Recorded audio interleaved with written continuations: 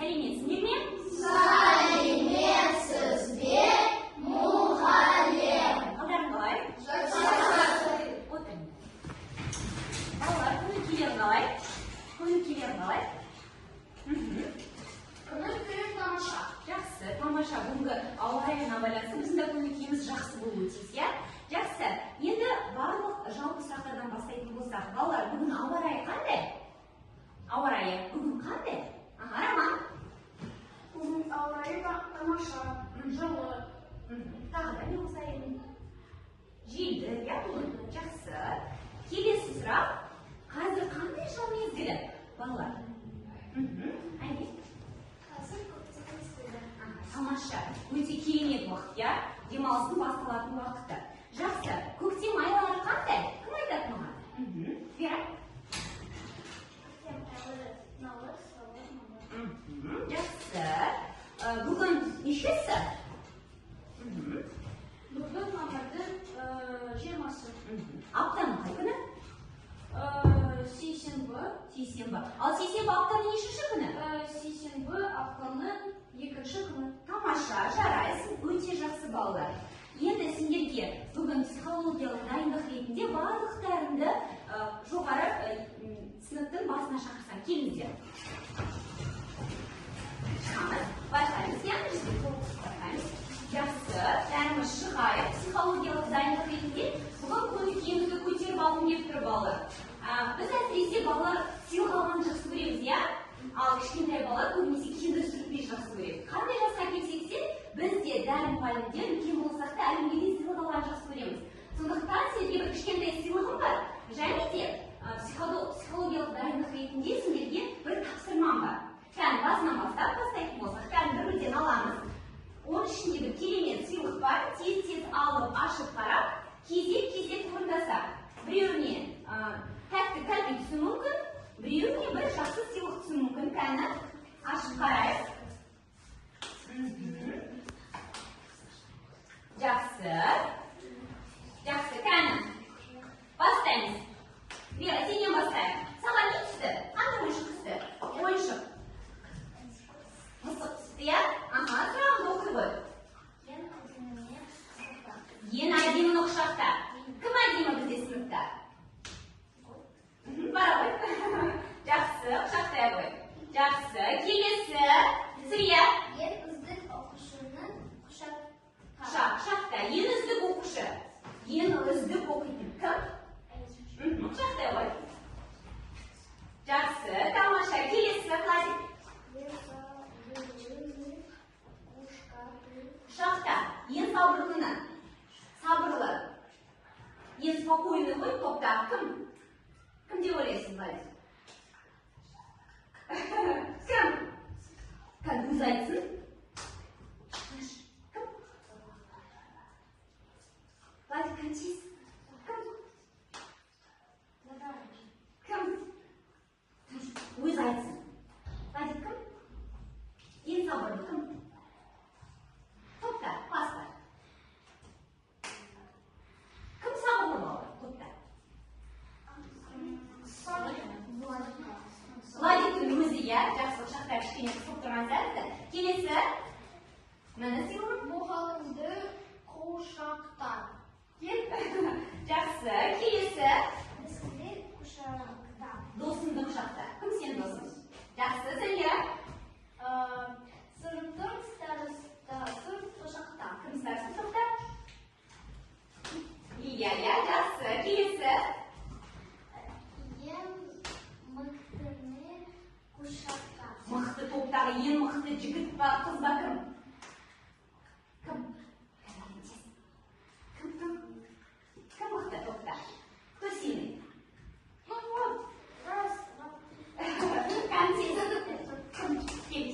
Кеп, қол ұстасаң да болады, иә? Жақсы. Роман екен ең мықты, тамаша. Келесі. Ең мейірімдіні құшақта. Ең мейірімді. Кім топта? Ой, иә, жарайсың. Өзі сабақты да жақсы ғой. Еще мейірімді, иә? Жақсы. Келесі. Үнемі қылып жігітімді құшақта. Көңілді, ылғи көңілді жетім. Топта. Кім? Сірия, жақсы. Иә, расы жоқ. Жақсы. иә? Қалаған сыныптасымды құшақтар. Қалаған сыныптасымды. Тосын болуы мүмкін. Жақсы. Келесі. Сыныпта бойы ұзынды құшақтар. Бойы ұзын. Жақсы. Осы бойы. Жақсы. Келесі. Өзіңді құшақтар. Өзіңді құшақтар. Жақсы. Келесі.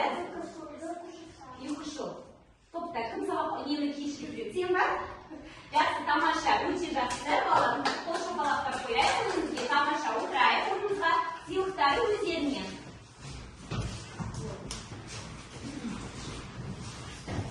Жақсы. Балалар, келесі балалар бізде үй жұмысына қандай тапсырма берілді? Аха, иә, орнымыздан тұрамыз.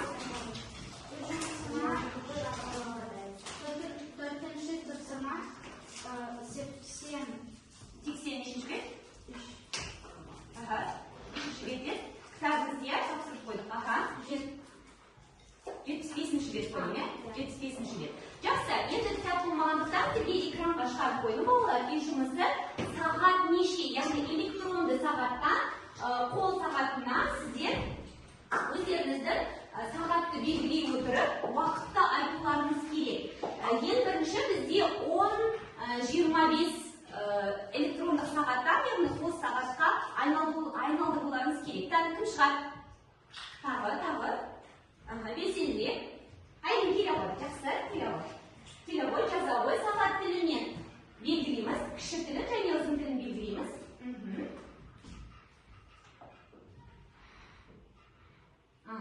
Жақсы. Сағат неше?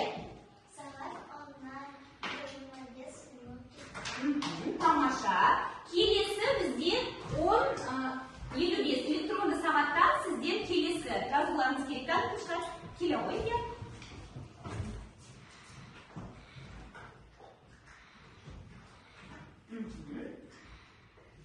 Кішкентай, иә? Кіші тілі.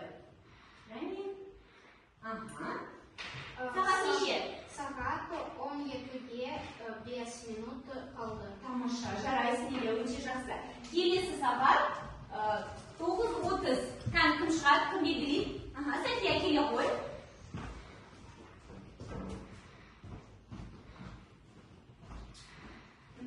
Келесі.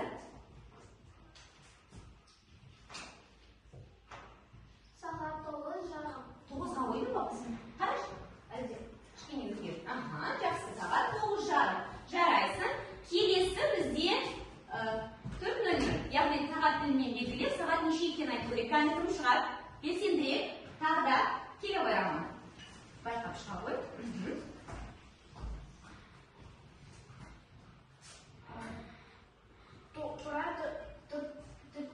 Төрт. Сағат тура 4. Немесе дәл 4 деп айтамыз, иә? Жақсы, тамаша, жарайсыңдар балалар. Сағат неше деген сұраққа жауап бердік, иә балалар? Келесі тапсырма балалар. Енді суретке қарап балалар. Енді суретке қарап, біздің алдағы өтетін тақырыбымызды болжап көрейікші балалар. Суретте не көріп тұрсыңдар? Суретте не көріп тұрсыңдар? Спорт. Байланысты тақырып тағы да не көріп тұрмыз? Суретте не көріп тұрмыз? Тағы да. Әртүрлі үйірмелер, иә? Қандай үйірмелер көріп тұрмыз? Футбол, иә? Тағы да. Баскетбол, волейбол, сырғанау, иә? Теннис, иә? Өзіміз жақсы көретін ойындардың барлығы белгіленген. Яғни біздің сабағымыз бүгінгі қандай тақырыппен байланысты? Спорт тақырыбымен байланысты, иә? Жақсы балалар, дәптерімізді ашып, бүгінгі күнді жазып қояйық. Дәптерімізді ашамыз, бүгінгі күнді жазамыз. Бүгін бізде мамырдың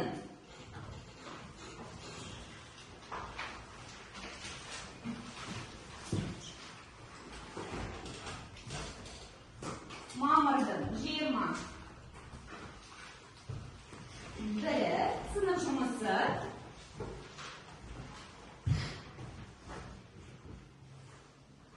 Және бүгінгі біздің тақырыбымыз дене шынықтырудың пайдасы. Бүгінгі сабағымыздың мақсаты мәтінді тыңдай отырып, кластер толтырамыз.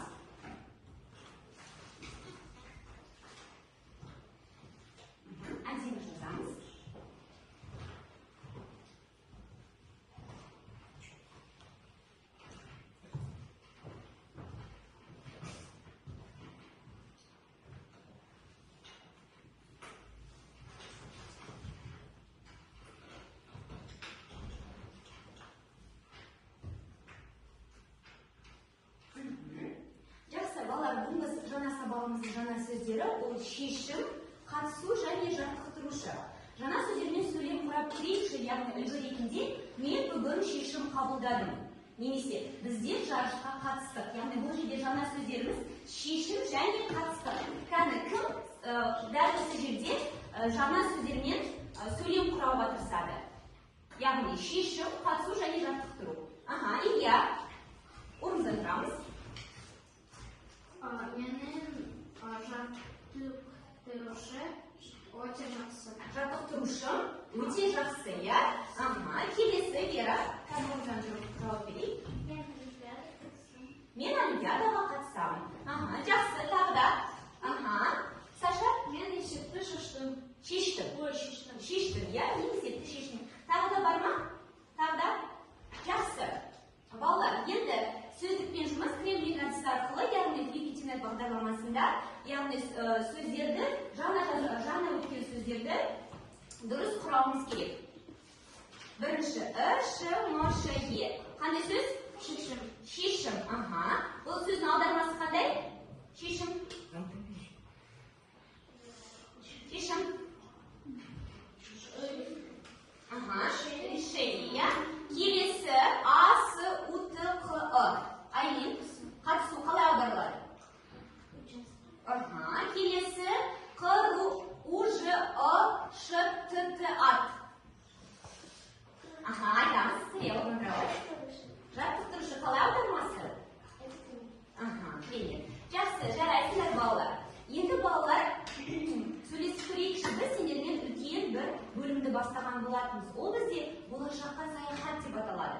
Және біз жаңа достарымызбен сізге болашаққа саяхаттадық. Балалар, тыңдап көрейікші, Тілеухан. Балалар, бүгін мен өте маңызды шешім қабылдадым. Бүгіннен бастап жаттығу залына барамын. Кім маған қосылады? Қане менімен бірге жаттығуды бастайық. Яғни Тілеухан бізде жаттығу жасауға шақырып тұр. Жалқаулықты тастаймыз, шынығамыз жастаймыз, ырғақ мен әуенін жаттығуды бастаймыз. 1, 2, 3 бойға жинап күш, оңға солға бұрылып, бастапқы қалыпқа түс. Жаттығуды жасауға дайынсыз ба? Жақсы, орнымыздан тұрамыз.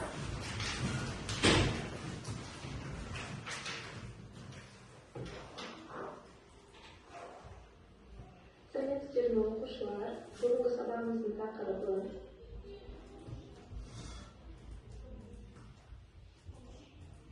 жақсы. Қайталаймыз.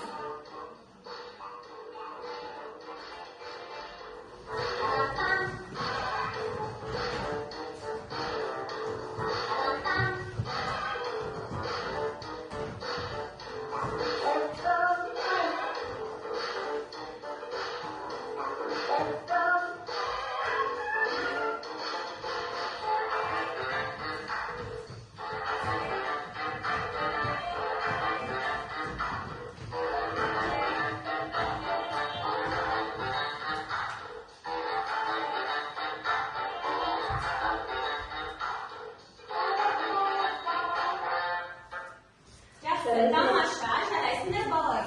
Өте жақсы сергі балдық, иә, кішкене. Жақсы, орнымызға жайғасамыз. Енді балалар, сіздерге менен сұрақ, сізден жауап әдісі арқылы сабағымызды ең маңызды негізгі бөліміне өтпес бұрын сұрақтарға жауап беріп көрсек. Яғни ең бірінші сұрақ сіздерге: сен спортпен шұғылданасың ба? Кім бізде осы 4-ші Д сыныбында спортпен шұғылданады? Жақсы, Иә, мен спортпен шұғылданамын. Спортпен шұғылданамыз. Келесі сұрақ: қандай спорт түрлерін ұнатасың? Қандай спорт түрлерін ұнатамыз? Бар ғой, иә, ұнататын? Қатысамыз әртүрлі үйірмелерге, иә? Сәфия?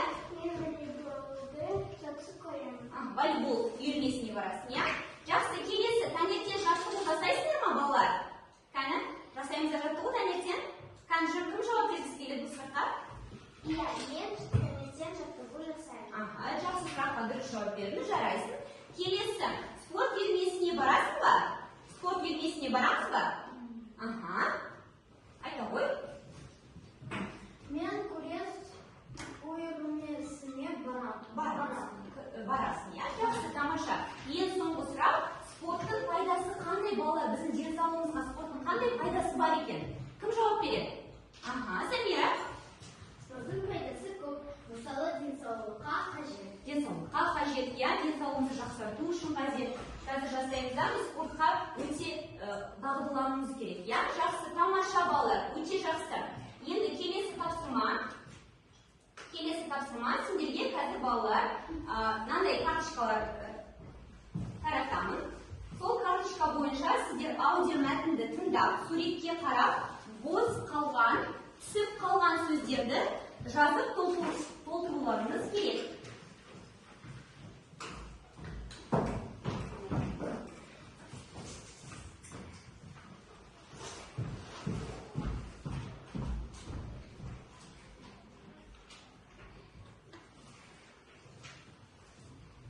Жақсы. Тыңдаймыз, суретке қарап, мұқият тыңдаймыз.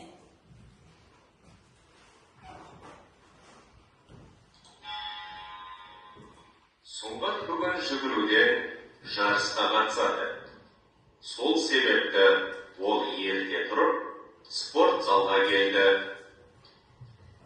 Ол ішке кіріп, таң қалды. Үлкен атасы мен кіші атасы да осында келіпті. Таң қалған Сұңғатқа үлкен атасы: «Балам, неге таң қаласың? Біз бүгін сенің жаттықтырушың әрі жанкүйерің боламыз», деді. Жақсы. Тағы да тыңдаймыз ба? Тағы да тыңдап көрейік,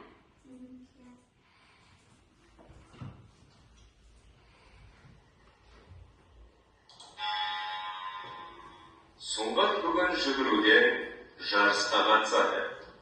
Сол себепті ол ерте тұрып, спорт залға келді. Ол ішке кіріп, таң қалды.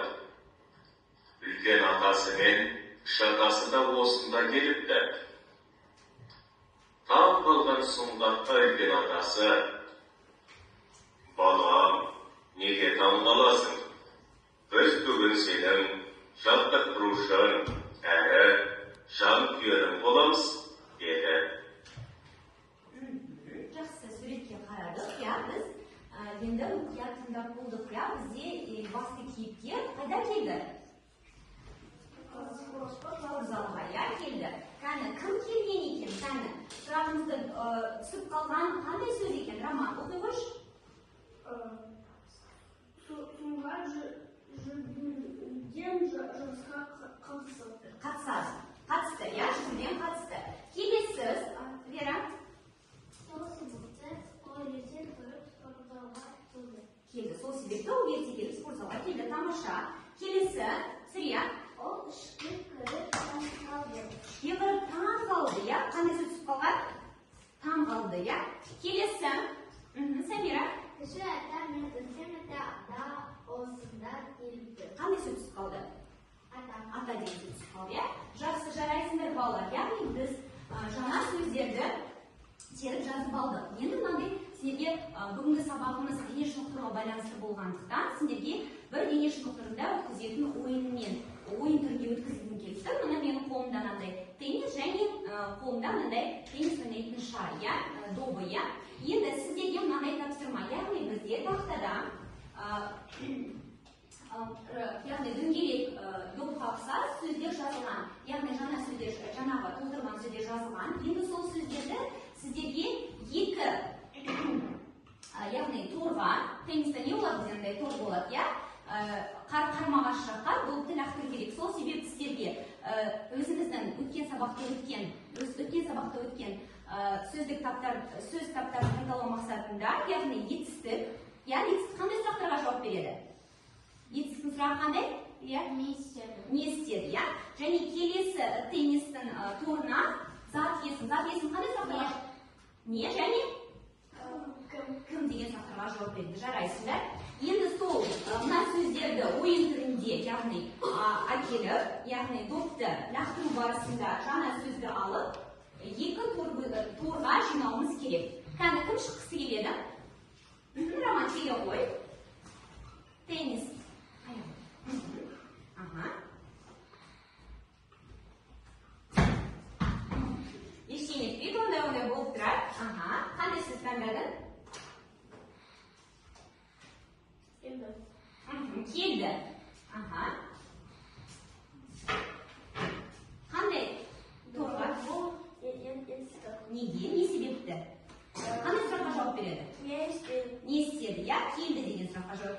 тамаша, жарайсың.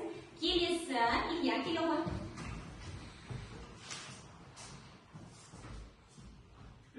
Тенниспен кәдімгі ойнайық, иә, кішкене спортпен шұғылданайық. Ештеңе етпес. Жақсы.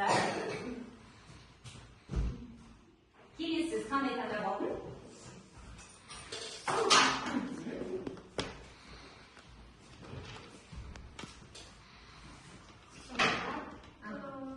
Қандай сіз? Бұл ұзақ есім. Қандай сұраққа жауап береді? Кім деген сұраққа жауап береді? Жарайсың, тағы да. Владик келе ғой. Қуаныштымын, келе ғой. Ала ғой.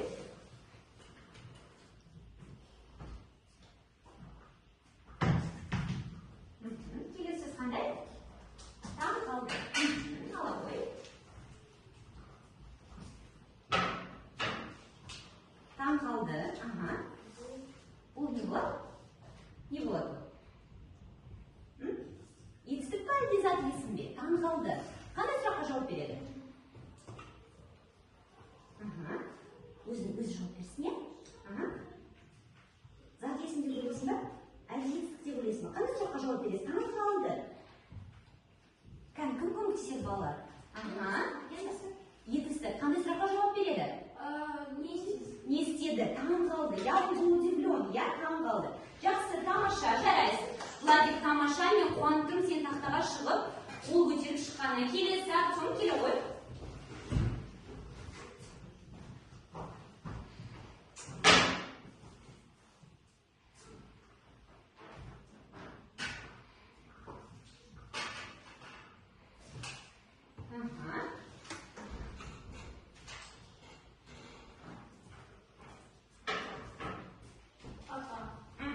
Ата, ол етістік па әлде зат есім бе? Ұзақ есім. Сұрағы қандай? Кім? Ата. Жақсы, тамаша балалар. Бұл тапсырмамен өте жоғары деңгейде орындап шықтыңдар. Маған өте ұнады. Енді балалар, сендерге бүгінгі сабағымызды қорытындылай келе, бүгінгі сабағымыз қалай өтті, өздерің қандай сезімде болдыңдар, соны білу мақсатында сендерге мынандай бізде қазір Instagram желісі деген білесіздер, иә? Өте ғаламторда пайдаланамыз, иә? Сол себепті біз көбінесе, яғни ұнатамын, немесе комментарий жазғанымды жақсы көреміз. Сондықтан сендерге де бүгін мынандай жүрекшелермен, яғни өз ойынды білдіретін мынандай қағаздар дайындап қойдым. Сол себепті осы қағазға өздеріңіздің ойларыңызды жазып кетсеңіздер.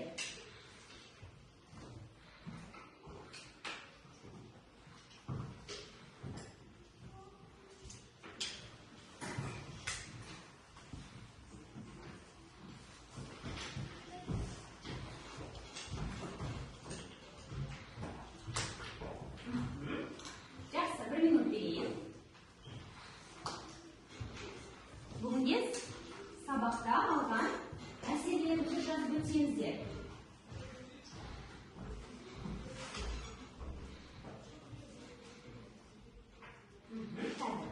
Барлығы жазып болсын.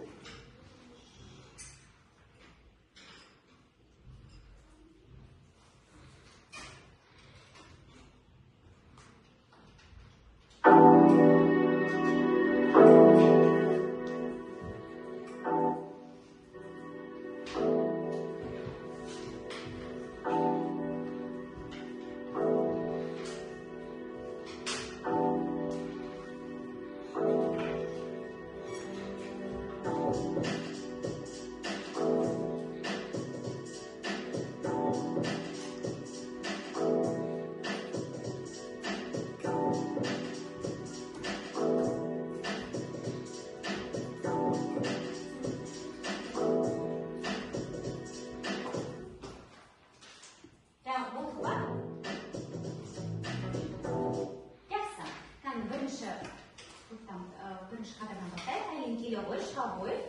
Келіп шыға ғой тақтаға.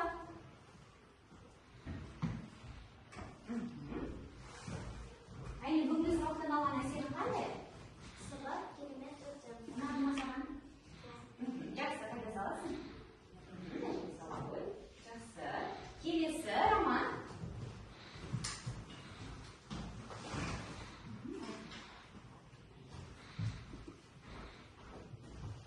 Сабақ қызықты. Қызықты болды ма саған?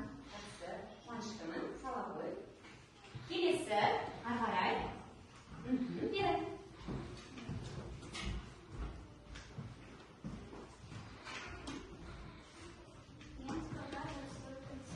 жарайсың, бүгін өте сабаққа жақсы қатыстың. Жақсы, қоя қой. Жүрекке. Келесі, вот.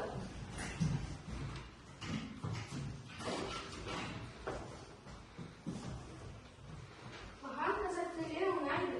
Қазақ тілі ұнай ма саған? Шын бетін айтыпсың ба?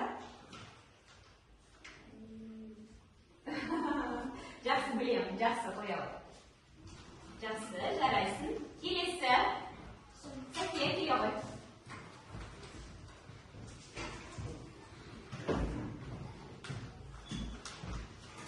Маған теннис ойыны ұнайды.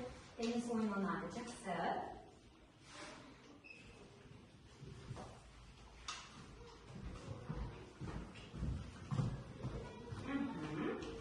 Келесі. Қашқа шыға ғой.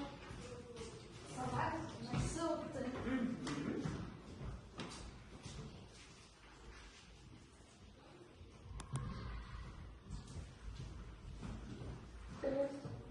Жақсы, келесі. Маған сабақ ұнайды.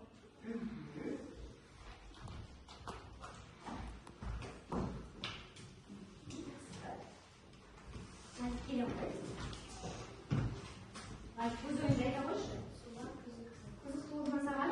Жақсы. Келесі. Илья. Маған тапсырмалар ұнайды. Тапсырмалар ұнады. Жақсы.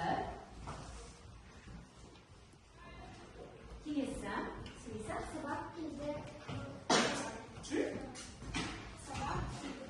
Көңілді, иә? Көңілді болды. Жақсы. Артем, келе ғой.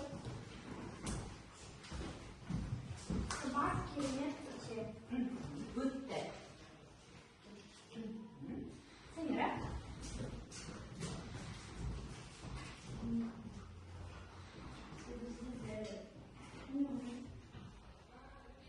Маған сабақ ұнайды?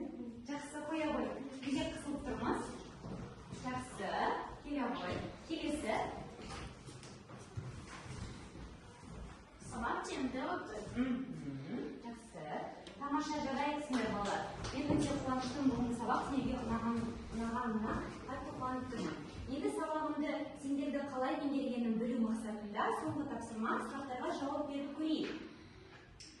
Бірінші сұрақ, сұрақтарға жауап бер. Яғни, сұңғат неліктен ерте тұрды? Неге ерте тұрды? Неге ерте тұрды? Почему он рано? Неге ерте тұрды? Ол қайда келді? Илья. Сұңғат жүгіруден жарысқа қатысты. Жарайсың, ол жарысқа қатысты. Келесі, сұңғат ертеден қайдан келді? Қайда келді, Роман? Сол себепті ол ерте тұрып спортзалға келді. Спортзалға келді, жақсы. Спортзалда оны кімді кездестірді? Кімді көрді? Кімді көрді? Спортзалда. Илья. Ол спортзалда кіші ата мен үлкен ата көрді. Кіші атаны көрді. Жақсы, келесі. Сұңғаттың аталары қандай шешім қабылдады? Какое они приняли решение? Қандай? Кіші атасымен келді.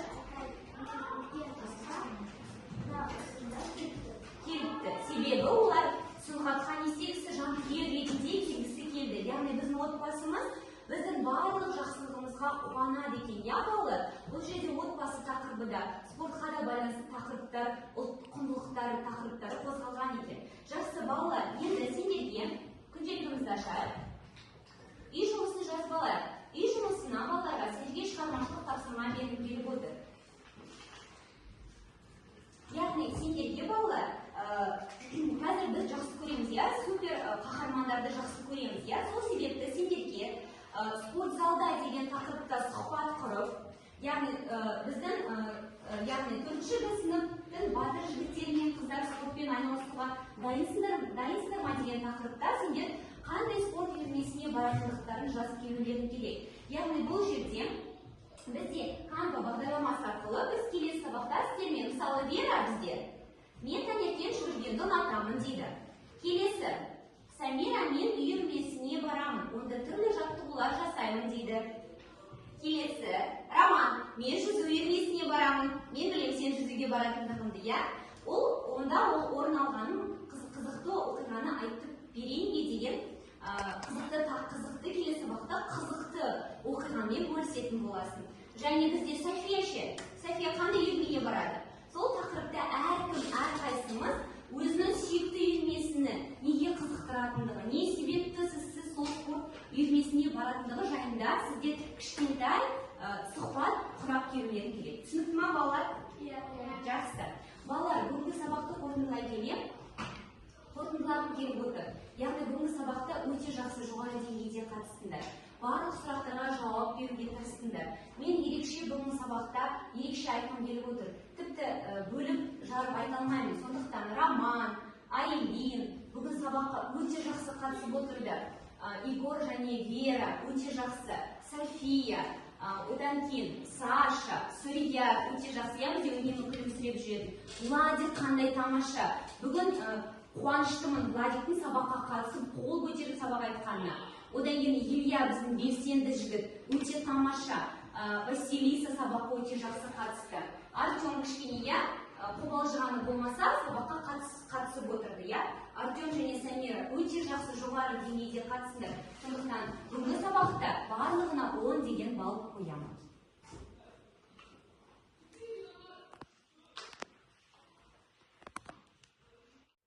Балалар, бүгінгі сабағымыз аяқталды. Сау болыңыздар. Сау